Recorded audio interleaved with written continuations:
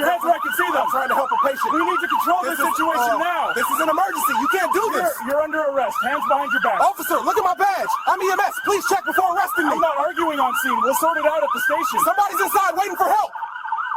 In the quiet hum of an emergency room, surrounded by the urgent beeps of monitors and the hushed efficiency of medical professionals, Dr. Leah Jenkins had carved out a life dedicated to saving others.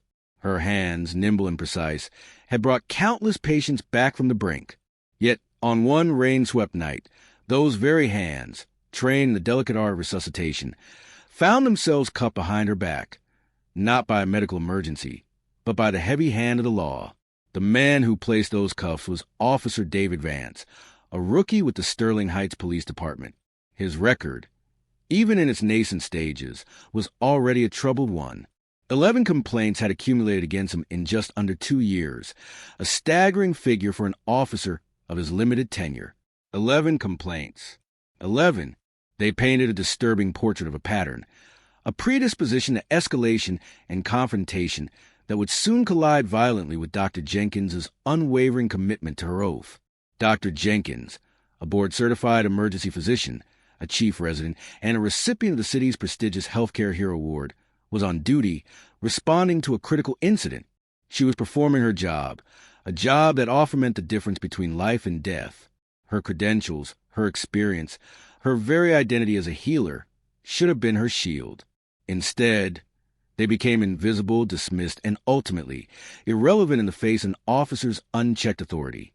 This is a story not just about an arrest, but about the systemic blindness that allows bias to override evidence, about the thin blue line that sometimes fractures under its own weight, and about the profound injustice that can erupt when power goes unchecked. It's a story that asks us to look beyond the viral video and into the deeper currents of accountability and trust. Before we continue, where are you watching from? Let us know in the comments below. And if you haven't already, please take a moment to subscribe and hit that notification bell. Your engagement helps us bring these vital stories to light. The night of October 27th, 2023, descended upon Sterling Heights, Michigan, with a cold, persistent drizzle. The city, usually a bustling hub of suburban life, was subdued under a sky the color of bruised plums. Rain slicked the asphalt, reflecting the garish neon glow of storefronts and the flashing blue and red of emergency vehicles like distorted watercolors. A biting wind whipped through the streets, carrying with the scent of wet concrete and distant exhaust fumes. It was the kind of night where most people yearn for the warmth and safety of their homes. But for emergency responders, it was just another shift, another call. Dr. Leah Jenkins, at 34 years old, was a beacon of calm and competence in the chaotic world of emergency medicine. Her journey to becoming a physician was a testament to grit and intellect.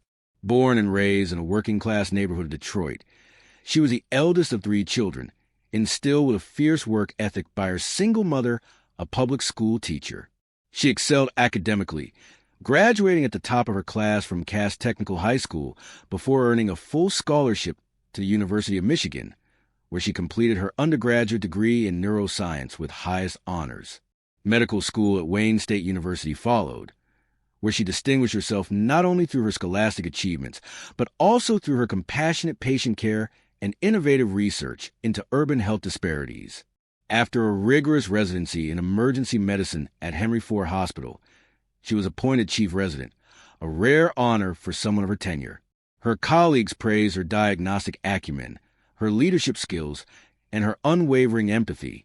She had published multiple papers in peer-reviewed journals, mentored junior residents, and regularly volunteered at free clinics in underserved communities, often on her days off. Just 6 months prior to this incident, the city of Sterling Heights had recognized her contributions, awarding her the Healthcare Hero distinction for her tireless work during the previous winter's severe flu season. She had earned her position, every accolade, every patient's trust, through years of arduous dedication and sacrifice. Her life was defined by service, by healing, by an unshakable commitment to the well-being of others.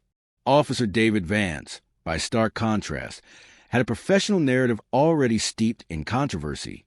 At 26, fresh out of the police academy, he joined the Sterling Heights Police Department with an eagerness that quickly morphed into a pattern of aggressive and often unwarranted force.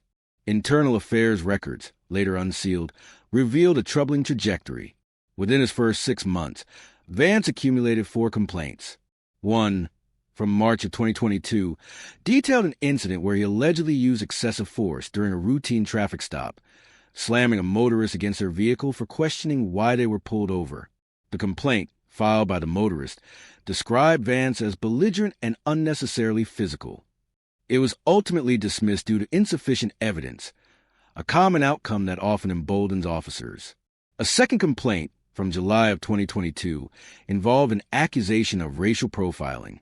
Vance had stopped 2 young black men walking home from a community basketball game, detaining them for nearly an hour, demanding identification, and questioning their presence in the neighborhood, despite their proximity to their own homes.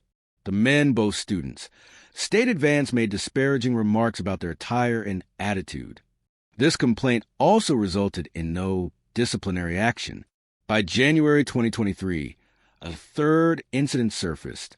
Vance was accused of harassing a homeless veteran sleeping in a public park, reportedly kicking the man's belongings and threatening him with arrest for loitering despite no local ordinance prohibiting sleeping in the park. Witnesses corroborated the veteran's account, but again, the complaint was marked unsubstantiated. A fourth, and perhaps most telling complaint, arose in April of 2023. Vance was alleged to have intentionally provoked an argument with a protester during a peaceful demonstration outside City Hall, leading to a minor physical altercation that resulted in the protester's arrest for resisting arrest, a charge later dropped. The pattern was clear. Officer Vance exhibited a consistent propensity for escalation, a disregard for de-escalation tactics, and an alarming frequency of complaints that, despite their volume, never resulted in meaningful accountability. This unchecked history set the stage for the catastrophic encounter that would soon unfold. The call came in at 11:47 p.m. Dispatch reported a suspicious individual near an ambulance on Elm Street, actively attempting to access the vehicle. The caller, later identified as a resident peering through a Rain Street window, described a black woman in dark scrubs, moving with what they perceived as unusual urgency around the emergency vehicle. The call was vague, biased, and lacked any verifiable details of crime, yet was enough to dispatch Officer Vance to the scene. Meanwhile, Dr. Leah Jenkins was immersed in the critical, fast-paced reality of her work. She had just stabilized a 62-year-old patient suffering from a severe cardiac event, performing advanced life support procedures with her team inside the ambulance. The patient, Mr. Robert Chun, had experienced sudden cardiac arrest at his home, and the paramedics had brought him to the ambulance where Dr. Jenkins, who had been dispatched by the hospital for a critical care transport, was overseeing his transfer to the hospital. She had stepped out briefly to retrieve a specialized intubation kit from a side compartment of the ambulance, the rain plastering strands of hair to her forehead as she worked efficiently under the flickering streetlights. Her movements were precise, purposeful, and entirely legitimate. She was a physician, saving a life. Should officers be required to verify the credentials of medical professionals on the scene of an emergency, especially when no crime has been reported, before initiating any form of confrontation? It's a question that cuts to the heart of interagency cooperation and the implicit biases that can disrupt it. Officer Vance arrived on Elm Street at 11:53 p.m., his patrol car's headlights cutting through the gloom. He saw Dr. Jenkins, her back to him, focused on the ambulance compartment. Without hesitation, without observation, without even a simple question, he exited his vehicle. "Hey, you! Stop right there," he barked, his voice amplified by the rain-slicked silence of the street. Dr. Jenkins, startled, turned to face him, the intubation kit still in her hand. "Officer, I'm Dr. Jenkins. I'm with the hospital. We have a critical patient inside." She gestured toward the ambulance, her tone urgent but professional. She wore dark blue scrubs, a hospital ID badge clipped to her lapel, and a stethoscope draped around her neck. "ID now," Vance demanded, closing the distance, his hand already on his service weapon. "My ID is right here," Dr. Jenkins replied, pointing to her badge. "I'm the attending physician. We're transferring a patient." Vance squinted at the badge. "Anyone can fake that. What are you doing out here, really?" His tone was accusatory, dismissive. He made no move to verify the badge, no attempt to call dispatch, no effort to speak to the paramedics who were clearly visible through the ambulance windows. I am a doctor. I am retrieving equipment for a patient who is dying. Dr. Jenkins's voice rose, a tremor of frustration and disbelief entering her tone. Sir, you are interfering with a medical emergency. Interfering? You're the one acting suspicious. Turn around, hand behind your back. Vance ordered, his voice now laced with an undeniable aggression. What are you talking about? I'm a doctor. Look at my uniform. Look at the ambulance. This is absurd. She tried to articulate, to reason, but her words fell on deaf ears. You're resisting. I'm telling you to turn around. Vance grabbed her arm, spinning her roughly. The intubation kit clattered to the wet pavement. Dr. Jenkins cried out, not in pain, but in sheer shock and indignation. I am not resisting. I am a physician. You cannot do this. But he could. Within seconds, her hands were wrenched behind her back, the cold steel of handcuffs clicking into place. You're under arrest for obstruction of justice, Vance declared, his voice devoid of emotion, a stark contrast to the paramedics now pressing against the ambulance doors, their faces etched with horror. A small crowd of onlookers, drawn by the flashing lights and raised voices, began to gather, their cell phone cameras already recording the surreal scene. Just as Vance began to lead Dr. Jenkins away, a new set of flashing lights pierced the darkness. Sergeant Elena Rodriguez, a seasoned supervisor, arrived on the scene, having been alerted by the increasingly frantic calls from the paramedics inside the ambulance who had witnessed the entire escalating confrontation. She took in the scene, a respected physician in handcuffs, a rookie officer looking triumphant in a growing, agitated crowd. Sergeant Rodriguez approached Vance, her face grim. Officer Vance, what is happening here? Sergeant, I have a suspect arrested for obstruction. She was acting suspicious around the ambulance and refused to cooperate. Rodriguez's eyes, however, were fixed on Dr. Jenkins, who stood shivering, her uniform soaked, her face a mask of profound disbelief. Rodriguez recognized the hospital ID. Dr. Jenkins? What is he talking about? Sergeant, I am Dr. Leah Jenkins. I was retrieving an intubation kit for a patient in cardiac arrest.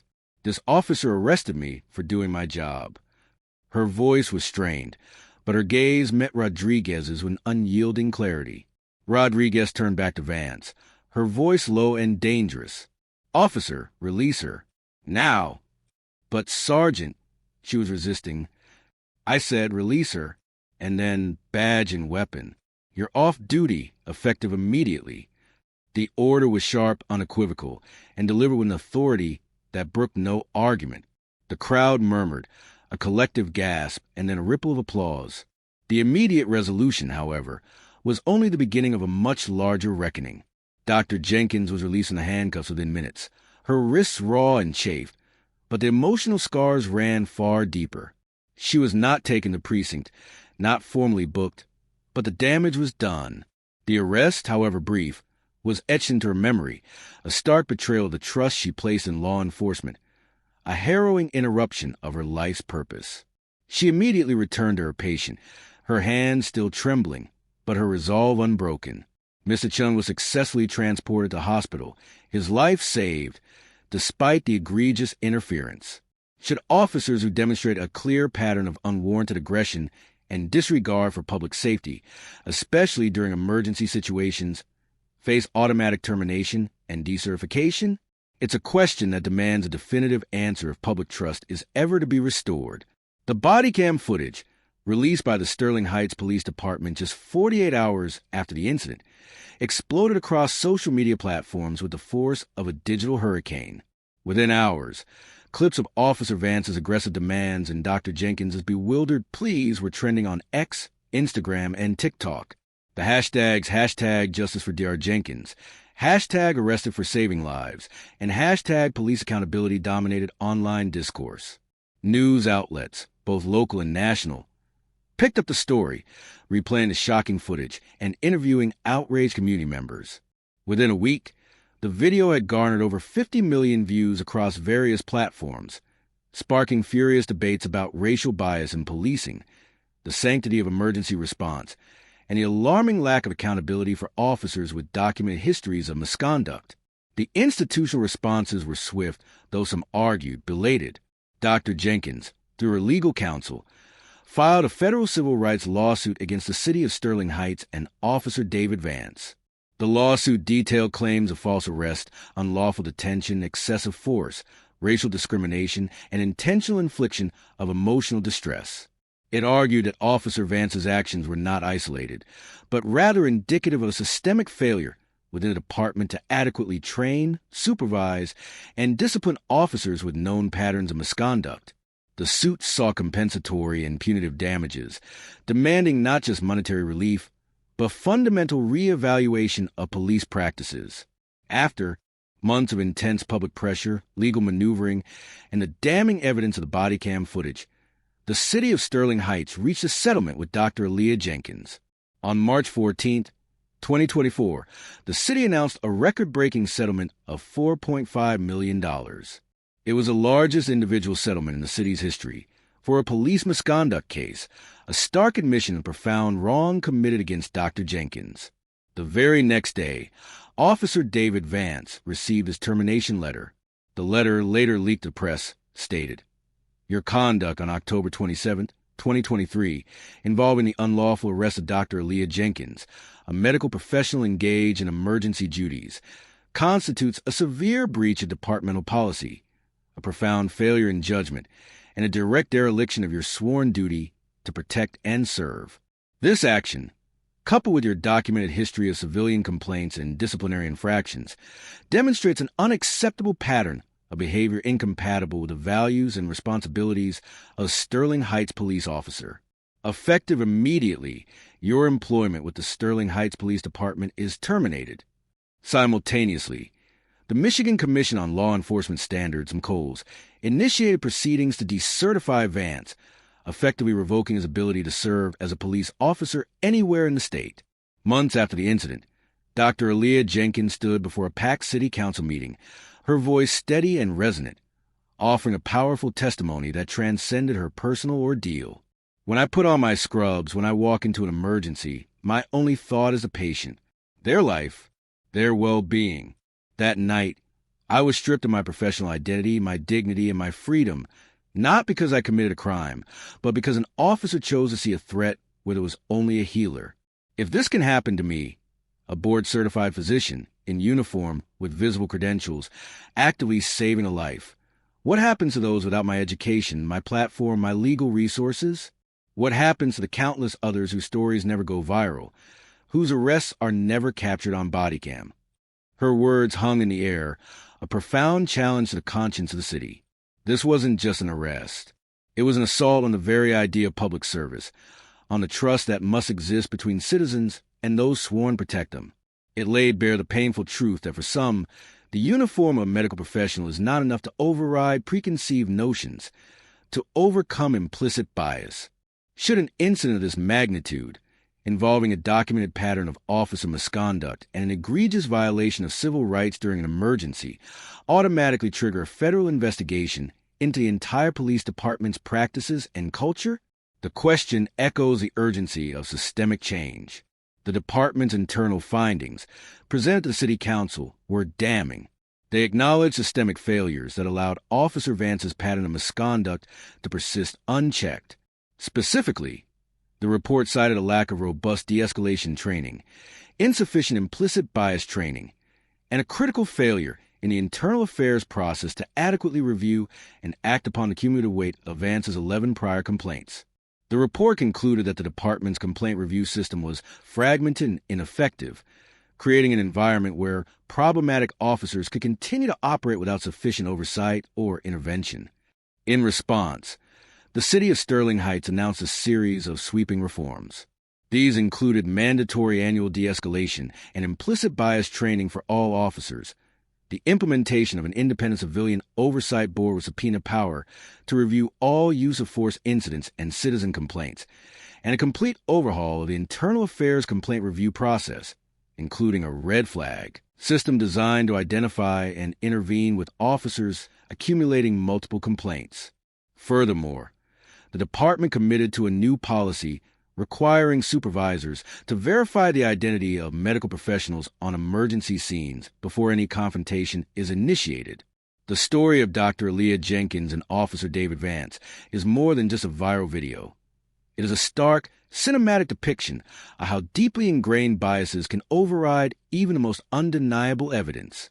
It reveals a system where a single unfounded accusation can dismantle a professional's credibility, where a badge can become a weapon of prejudice, and where the oath to serve and protect can be perverted into an act of oppression. The consequences were profound. For Dr. Jenkins, the trauma of false arrest and the erosion of trust. For Officer Vance, the loss of his career and reputation. And for the Sterling Heights Police Department, a multi-million-dollar settlement and a shattered public image. But what changes now? Beyond the headlines and the legal settlements, beyond the promises of reform, the fundamental challenge remains. How do we ensure that the color of a person's skin or the preconceived notions of an officer never again dictate the outcome of an emergency situation? How do we build systems of accountability that are proactive, not just reactive? One policy proposal gaining traction in communities across the nation is the establishment of a national database for decertified officers, preventing those fired for misconduct from simply moving to another jurisdiction and continuing their destructive patterns. Should such a database be mandatory for all law enforcement agencies? Tell us your thoughts in the comments below. This story, like so many others we cover, is a testament to the power of community, of advocacy, and of the unwavering pursuit of justice. Dr. Jenkins' courage in speaking out, the public's outrage, and the relentless work of activists and journalists have forced a conversation that is long overdue. We're not stopping here. We will continue to shine a light on these systemic injustices, because ultimately, the fight for accountability, for dignity, and for a truly equitable society, it's about all of us.